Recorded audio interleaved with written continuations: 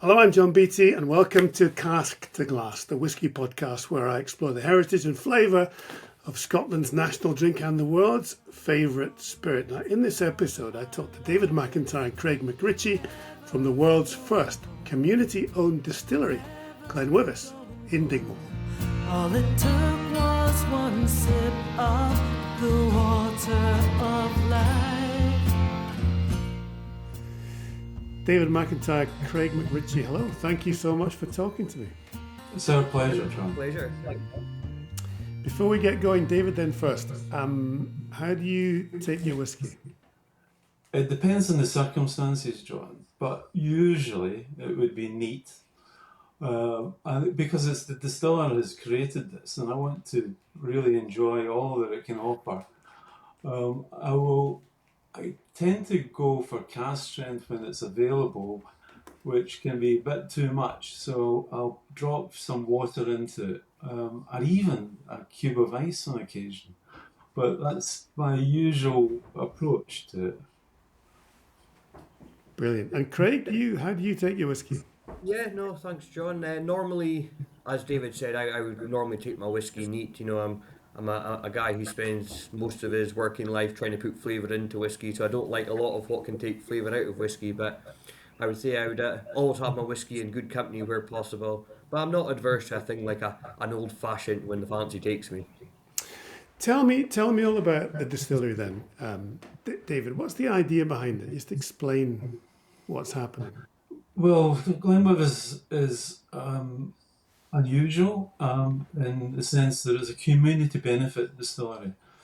And you all know, John, that most distilleries are actually owned by large international companies or people with very deep pockets. We're still unique, Craig, in that respect. You know, that we are certainly the first community benefit distillery, which was set up in 2016.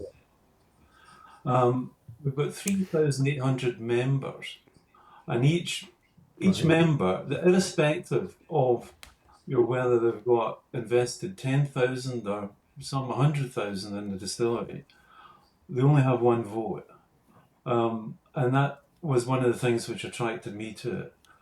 Our whole raison d'etre is to produce whiskey for our community. And our community really is the town of Dingwall and Westeros, but it could be defined as a bigger community because our shareholders are far and wide.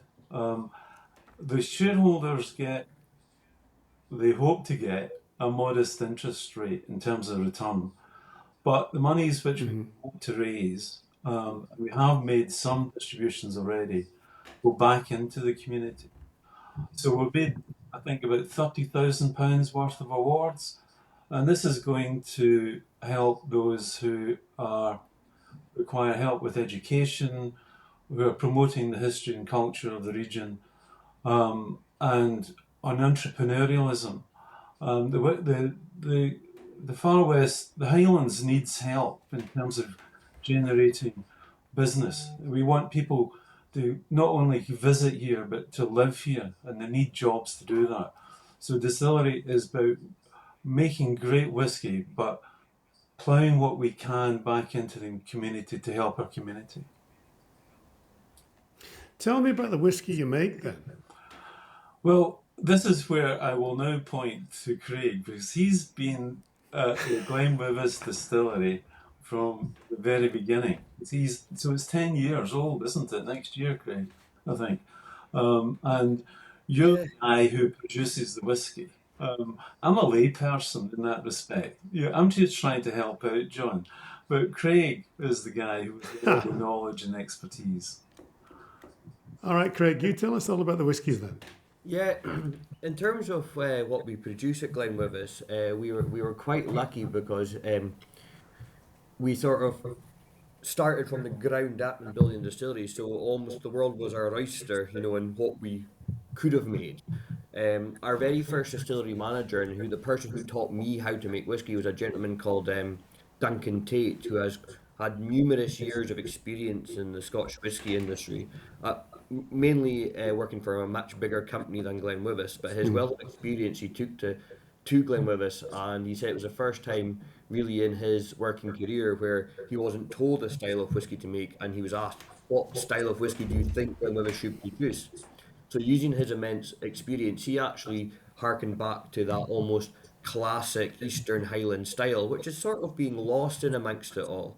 There's not many distilleries in our part of the world anymore, and there's some very large ones, but there's not that sort of classic Eastern Highland style, he felt. So What's no, before you move on, what's the classic Eastern Highland style? so mainly unpeated, I would say quite a fruity, malty, maybe a touch grassy with a wee bit of spice in there, I think, in the new make spirit.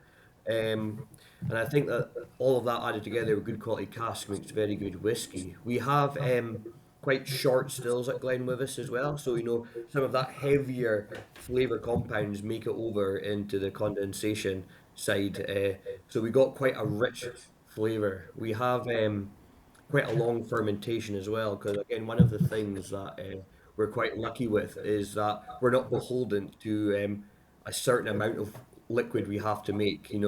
It's actually there's only 4 members of staff at GlenWyvis, and we're all fairly geeky about our spirits.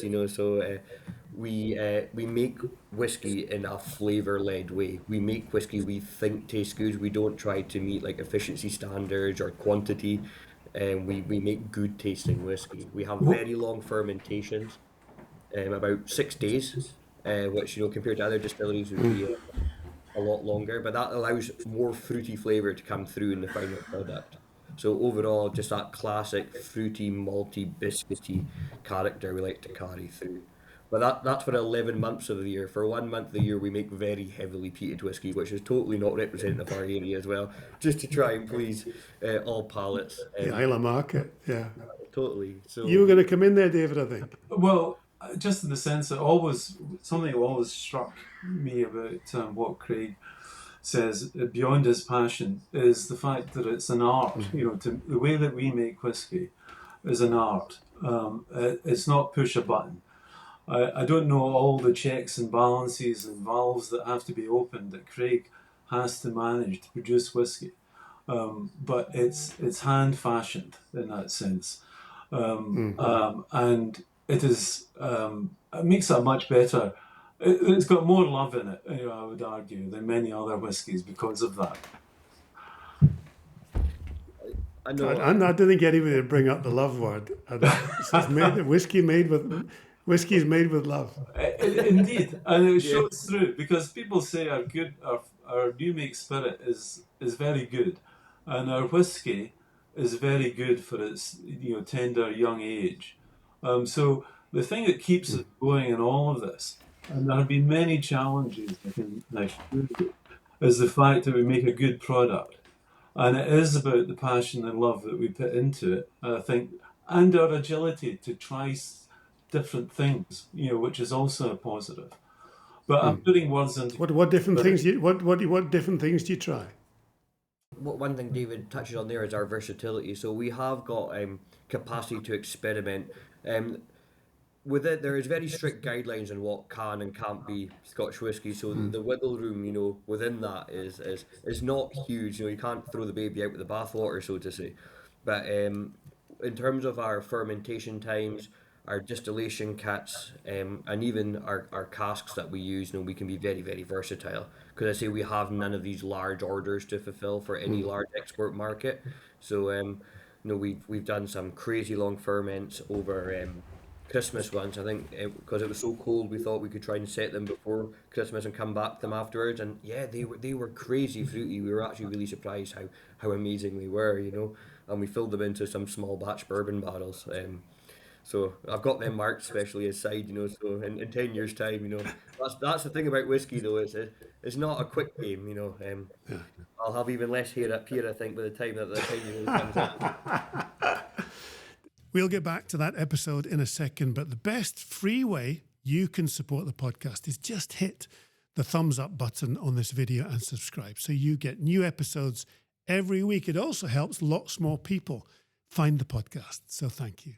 David, you talked about the members, the 3,800 members. Yes. Where do they come from? Are they from all over the world, or? They are. The vast majority, I've forgotten the percentages, but there's probably about 70% in Scotland. And many of those are in the local area, that is Dingwall and the surrounding area. Outside of that, there'll be a number of folks in the rest of the UK. But there are many, I don't know the numbers, Craig, in terms of those international members, but we have members in mainland Europe, some in the States, and probably even farther afield. Germany in particular is very passionate about whisky, and they're incredibly knowledgeable folks. And I know that Craig's German language skills have improved a lot recently by various forays across to Germany to promote GlenWyvis, but it gets a good reception, and that's your experience, I think, Craig. That meeting. We can meet members. We interact with our members a lot as well, because you can imagine all the events, local events, the Highland Games and shows, etc., which we can engage with our members through. It's a young distillery, though, John, as you appreciate. We've only been going for almost just about 10 years, and it's incredibly challenging, to do what we're doing, and sometimes it's been, to the to the wire on occasion. But we're getting there. We're in a much better place than we've been for some time, I think. Or maybe I'm over egging that, Craig. No, the skies are sunny outside and inside, if that's so to say. It's looking good. How many different whiskies do you make? So far, we although the company itself, I'll have worked at GlenWyvis 10 years, with it in July. The first cask of whiskey were not filled until February 2018. So our oldest whiskies are currently only 7 years old. So we did an inaugural release at 3 years old. That was mainly just for our first members. That was a 3-year-old Highland single malt whiskey, the first whiskey to be produced in Dingwall in almost 100 years legally. Wow. But Legally. yeah. But so far we've released 3 larger releases to the market, and we've also done a number of single cask bottlings as well, but nothing huge. We've never done more than 1 large release a year, because the thing about whiskey is, as you know, the longer it takes in the cask, theoretically the better it becomes, so you don't want to release all your whiskey out the door. So we've been pretty canny with what we've released so far, especially with the single casks, because we're also passionate about whiskey. We've been very picky about the quality of the stuff that goes to market, and it has, as David alluded to earlier on, it's universally the response is, wow, it's really good, especially for the age of it, which we take as a compliment. So far there's 1 larger core release that's currently on the market, which we call our 1/19. It's a 4-year-old Highland single malt whiskey, all from casks that were filled in 2019. And I say we only have 1 single cask left in the market, because they sell out pretty quick.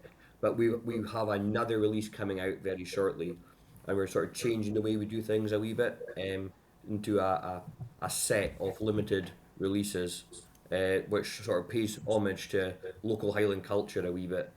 And the first of those releases, which I've sort of handpicked myself, is coming out towards the end of next month. So Nice. Very exciting. For people who don't know, that neck of the woods, David, here I am in Glasgow, in my house, talking to you. And I don't know if you're in Dingwall or the local area, but it's stunning. Dingwall is a bit of a detour to get there, but it's when you get there, that whole part of Scotland is stunning, isn't it? Well, yes, and if you drive another hour west where I live, in Kinlochhew, All right. I can look out my window here, and I can look at the mountains of Torridon, and I can see Ben A, and beyond that, I have Leotac, Ben Alligan, Ben Gerrig. And I'm surrounded by these wonderful mountains. And of course, I used to live in Glasgow until I moved up here permanently uh, for over 4 years ago now. But it's a place I've visited, and I kept on visiting. And now I live here. Really feel very special. I'm able to live in this very special place. However, this place, the rarest thing that is around is people, and we need more people.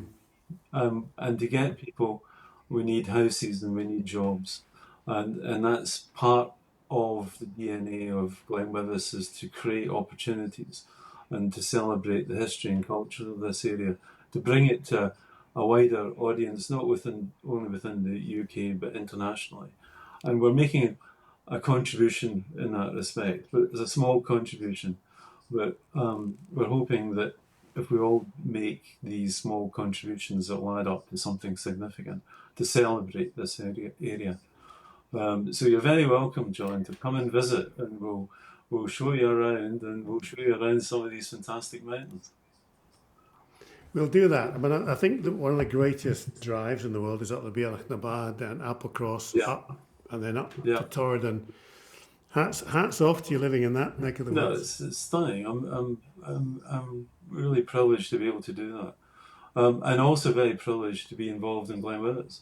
I've been the chair. I've been chair on the management committee of GlenWyvis for the last 2 years, and I've been on the management committee for 4 years. Just to explain, the management committee we're all volunteers. And to some extent, and Craig knows this, we subsidise the distillery. We don't charge anything for anything that we do, or mileage or anything, because we're doing it to try and make sure that GlenWyvis continues and thrives. We all come from various different backgrounds. I'm an engineer, mechanical engineer. I'm not sure I'm terribly much help, to Craig, but I do my best, and we all do our best to try and help GlenWyvis along the road.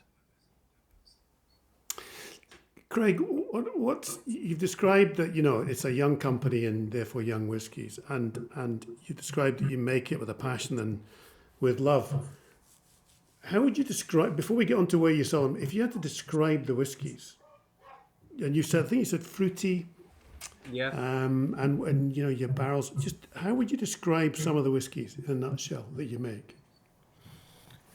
So some of the for our more standard releases, we do have that lighter aspect to it, that lighter taste. So even if it's someone's first time coming to whiskey, then they won't feel like it's like blow your head off in terms of character. It's not full on flavour. But the good thing is, as mentioned earlier on about that versatility, is that we do make some of that more heavy styles. Yeah, a one-off. So I would about 70% of our whiskey we make, we fill into first fill bourbon barrels. About another 20% we fill into first fill sherry casks, and that last 10%, it's the management committee are happy to let myself and my colleagues decide what we fill it into. So we filled it a lot into virgin. We've done a lot of wine cask, brandy cask, cognac, tequila. So Tequila's the big market, isn't it? yeah, so tequila Big expanding market. Yeah, it's not been used for Scotch whisky for very long. It's not been that.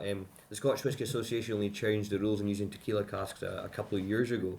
So it's still there's not many tequila cask whiskies even on the market yet. But we thought at the time, well, why don't we have a look and see what happens, So that's what we should always try and highlight, is that no one style of GlenWyvis is the rule. Although I'm a great believer that I would love in years' time a blind whiskey tasting to someone that tastes like a GlenWyvis. You need to have that sort of soul to your whiskey. But apart from that, it's the day-to-day stuff, if you will, for the core range is light, easygoing, fruity, but there's something for everyone in there. I love telling the amazing story of Scotland's whisky industry and sharing some positivity about one of the incredible things this country has given the world. Now, if you want to share some positivity too, leave us a 5-star rating wherever you are listening to the podcast. It takes you 10 seconds and will help Cask to Glass reach a much, much wider audience. David, I'm just wondering that here we are in a changing world, aren't we? And without getting political, the whisky markets changed a wee bit just the last month or two. Well, what do you make of where we are without getting into anything that would make us think, we have an opinion?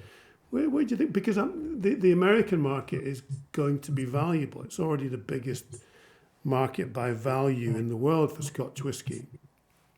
And we're really proud that a lot of Americans come here and they come to this brilliant country. They love looking at our country. They come to. I was in Islay the other week, just seeing an old rugby playing colleague, and there were tourists on Islay. And they're there for the whiskey and the rest of it. So where do you think we are just now? Just charting through what we hope will be still lots of Americans coming here. We hope there will still be a big American market. What's the bigger picture for you? Well, I suppose we preface any kind of discussion or response by saying that we're tiny, John. We currently our maximum ability to produce is about 40,000 litres a year. That's right, Craig? Yeah. Yeah, by about 42,000 litres a year, with a theoretical capacity of 120 if we worked. If we're working 7 days a week. 5 days a year. Yeah. Now the whisky market is certainly could be described as soft at the moment, in the sense that there's a number of large distilleries which are cutting back in production, and although that we are tiny, we're still impacted by the reduction in demand, because all our customers, our retail customers, will be saying, "Well, I've got lots of stuff on the shelf currently. I'm not selling it." So it still influences their ability to purchase. So that's the general kind of sense that we've got in the marketplace. It is currently more challenging, and notwithstanding that the very large organisations have very deep pockets, they still are challenged by cash flow situations, so they're discounting their whiskies in order to get cash in too. Now, in terms of the political backdrop, it is clearly not helping as well any of that global economic situation, of course, where we're seeing tariffs increase and hopefully they'll all settle down. I can't see I can't see a particularly big impact in terms of the American market, in the sense that tariffs of course will affect generally the whisky industry. In terms of folks coming to the Highlands and the diaspora, which we want to facilitate, people reconnecting with the roots, I can't see that there'll be any particular animosity or aggravation attached to anybody visiting from America. I think people are generally intelligent and clever enough to understand that what administration does is not reflective necessarily of the folks in that particular country, and we always be trying to welcome and host anybody coming and visiting and enjoying our part of the world. And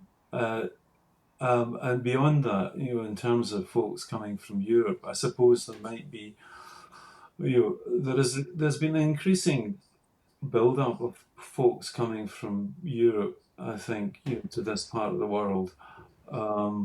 Post-COVID, the numbers have been increasing.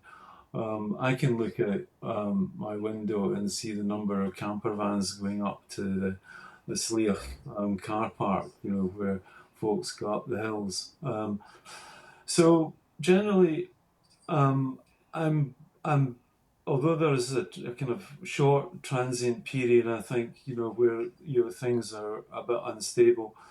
Looking over the normal kind of trends in the marketplace, etc., our ability to sell into it with a unique product, handmade with love, is that we will always have a market. And as long as we continue to produce fantastic spirit and able to react, to what people are telling us because of our ability to do that, then very positive about GlenWyvis's future, and each member of the management committee is wanting to happy to help and make that small contribution on that journey. And full credit to them. They don't have to do it. It's not always easy, but they choose to do it, to help something which is really quite positive and powerful. It's not only the community benefit angle that attracted me, but GlenWyvis is also probably one of the greenest, distilleries, which ticked my box, in the sense that electricity is generated from photovoltaics, hydro, and wind power, and we have a biomass boiler. So we're doing what we can to try and minimise our environmental impact. And indeed, we've just launched, I think, through our Goodwill Fund, a mechanism to issue grants to local folks who are helping with environmental projects that is going to improve the environmental impact in the Dingwall and the surrounding area. Hugely positive, of making whiskey. I think, I love hearing those. Yeah, I love hearing those stories. I think everyone will too. And Craig, it must be wonderful being local, and it's a community interest enterprise. There's more about it than making whiskey, isn't there? You say you make it with love. You sell all over the world. You've got members all over the world, but a lot of it is to do with being good in the local community, which is the way you'd hope we all live. Like 100%. I'm born and bred up here in this local area. My grandfather worked in distilleries before me, so for me it's more than just a job. It's a passion. And when I first heard about the aims of GlenWyvis, and I just thought, wow, this is like taking Scotland's main industry, like something that we're known for all around the world, back into the hands of like the local people. People say, oh, it's very new, it's very modern, and it is a new modern way currently of looking at it. But if you went back, a couple of hundred years, most distilleries were in the community. Yes, they were run for the benefit of the local community in terms of supplying them probably with stuff to drink. But it's really that taking it that back, for distilling by the people for the people, if you will. I've loved talking to you. It is a great story, and it does talk of a kind of generous Scotland, doesn't it? It talks of a country where we try and do the thing we like doing. We like to do it well, but we like to be kind. Yes. I mean, half of what you've talked about, David, is trying to be kind to people as well, which is, it's not heavy enterprise. No, but John, I've been at the awards ceremonies for our grants through the Goodwill Fund, and I've seen organisations, and although the amounts of money are really quite small, we're talking £500. £500 in a part of the world which has got lots of challenges, can be significant to organisations.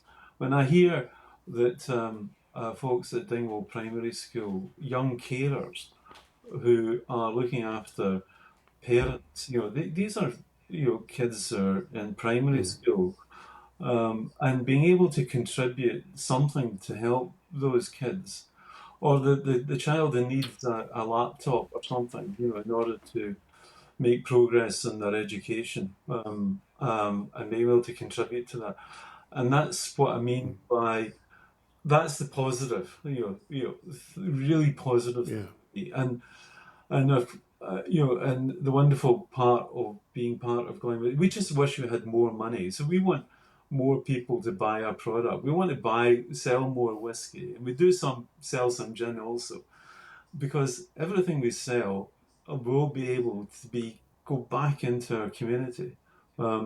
Most of our shareholders, the local community, as we discussed, we want to give them some return beyond being able to offer them discounts on releases and first chance at buying our products. We want to be able to give them an interest rate return. It's not like a normal shareholder being in a community benefit. You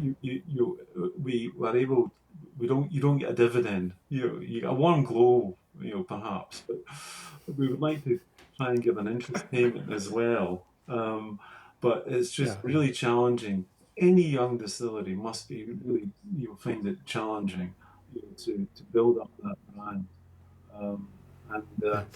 And we are particularly challenged because we are on many investors who have invested 250 quid. But again, they still have one vote. We want to engage with them and get them involved. GlenWyvis is Dingwall's distillery, and we want to try and really do what we can. There's a limitation to what we can do, of course. I live an hour away from Dingwall, and we've only got a really small team, and we reach out as much as we can to community councils and other organisations within Dingwall. But we're trying our, it sounds like an excuse, doesn't it? We're trying our best with limited. No, it doesn't. No, it doesn't.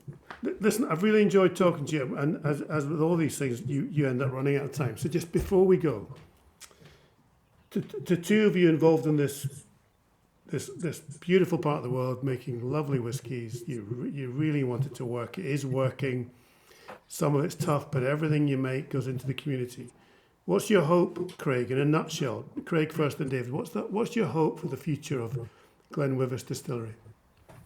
I think that's quite an easy one for me to answer, actually, because it's something I've been working towards for quite a while. But it's to go around the globe, whether you're in a whiskey bar in Japan, New York, South Africa, and see one of our bottles on the shelf, seeing like something that you helped create, from the ground up, would be really fantastic for me. A real point of pride, and then obviously that has that knock-on effect of doing that real benefit to the local people in your local area. Lovely. For me. Well, actually, where's the strangest place you've heard your whiskey's been sold? Oh, I mean, I've seen it found its way, to like, I think someone climbed a mountain once and was at South America in the Andes, with a bottle of GlenWyvis, and they sent us a picture with it, and I thought that was just beautifully bonkers, That is bonkers. David, in a nutshell, then, just briefly, what do you hope for in the future? I want GlenWyvis to be on a sound, stable financial platform, with a brand that's recognised for all the positive things that it does, and be able thereon, because of being on that platform, being able to contribute and help others in our local community. If we achieve that, and if we can really make a difference, a positive difference to the folks who live in Dingwall and the surrounding area, then that's the achievement for me. That's in the back, of course, of producing fantastic whiskey, but that's a given. We're doing that, and with Craig's love and passion going into it, we'll continue to achieve it. David McIntyre, Craig MacRitchie, thank you very much indeed for talking to me. Thanks very much, Johnny. We're never going home. We're never going home. Can we stay with you in Scotland for the rest of our lives? We're never going home. Never going home. All it took was one sip of the water